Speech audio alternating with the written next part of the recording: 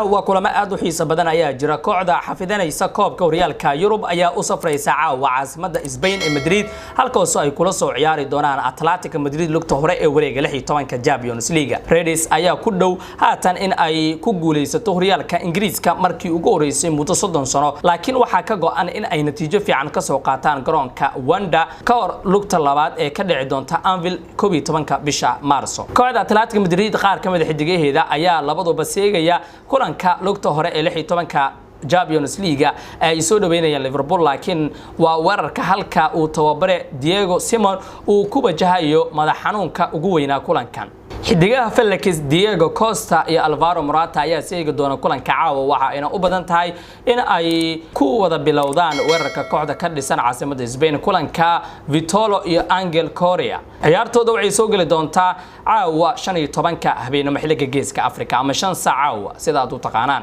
daawada adigu waa soo saadaalin kartaa ciyaartan commentiga hoose noogu reeb waxa ay ku dhamaan karto ciyaartan fadlan subscribe kana hanaga ilaawin